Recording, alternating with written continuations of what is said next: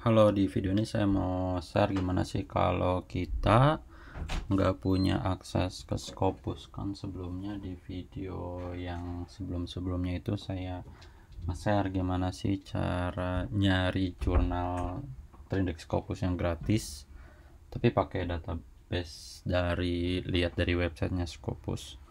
Nah, itu kan nggak semuanya punya akses ke Scopus ya. Umumnya kampus-kampus negeri di Indonesia itu punya umumnya ya punya akses ke Scopus. Tapi kalau Bapak Ibu nggak punya, kita bisa langsung manfaatin website ini skimagojr.com. Ini website untuk melihat ranking suatu jurnal.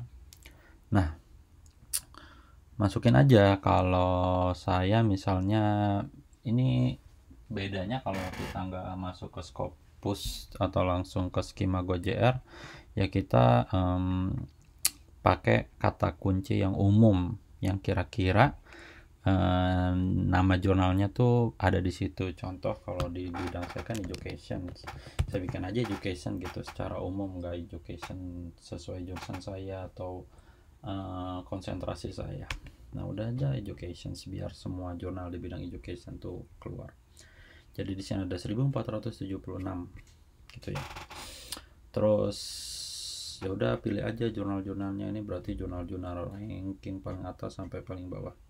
Udah, ini jurnalnya Computer of Education, kita buka misalnya data jurnalnya, terus ngecek gratis apa enggaknya. Nah, gratis apa enggaknya tuh biasanya kalau jurnal kalau dari Elsevier, terus jurnal-jurnal besar itu Routledge, dia ada akses hybrid, jadi bisa terbuka atau tertutup. Nah, pentingnya untuk nyari jurnal yang bagus itu dilihat dari publishernya sih.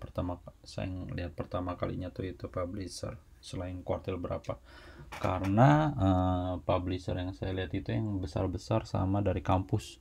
Untuk apa? Untuk menghindari dia itu predator.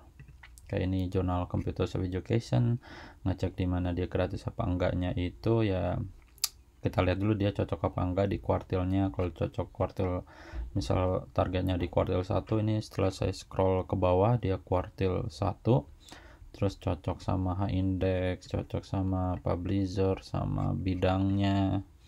Terus udah aja buka homepage. Cara ngeceknya itu ya udah, selanjutnya kalau ada keterangan APC cari APC-nya, tapi kalau nggak ada keterangan APC-nya cari di semua isu. Cari isu, oh ini kan tampilan jurnal kan beda-beda ya. Pokoknya intinya cari ke isu, terus cari jurnal-jurnal yang sudah pernah terbit sebelumnya. Kalau dia ada kayak gini nih, di sini kan ada view PDF yang di sini open access, tapi di bawahnya itu nggak open access, cuma bisa ngeliat abstraknya. Berarti ada dua opsi nih, bisa untuk open access ataupun closed access. Kalau open access berarti Bapak Ibu bisa membuka jurnalnya itu untuk artikelnya itu untuk siapapun. Konsekuensinya harus bayar, tapi kelebihannya adalah citasinya jadi lebih, kemungkinan untuk disitasi jadi lebih tinggi. Sebaliknya kalau untuk yang closed access ini ya nggak bayar, tapi kemungkinan untuk disitasinya jadi lebih rendah kemungkinan ya, tapi semuanya tergantung kualitas paper Bapak Ibu yang dibuat. Itu cara nyari kalau pakai skimagojr. Nah tadi kan saya pakainya itu kalau pakai bidang misalnya education, atau misalnya juga kalau misalnya penelitiannya itu misalnya kualitatif, misalnya metode, pakai aja metode misalnya kualitatif gitu ya. Cari aja, nanti tuh muncul jurnal-jurnal yang menerima penelitian dengan pendekatan kuantitatif. Udah cari aja kalau sesuai bidangnya, udah masukin deh.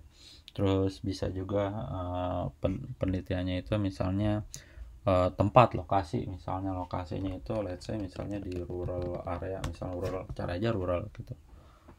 Nanti muncul penelitian-penelitian yang rural area, jadi kita tahu jurnal-jurnal mana, dari namanya aja kita tahu ini scope-nya untuk rural studies. Nah nanti disesuaikan sama locations. Jadi itu cara nyarinya itu pakai tema yang lebih besar untuk mencari jurnal-jurnal yang cocoknya. Terus kalau udah dapat list jurnalnya, udah tinggal masuk ke satu-satu jurnalnya, cocokin publishernya cocok nggak kuartilnya. Kalau udah cocok semuanya, udah kita cek di website, di homepage dari jurnalnya.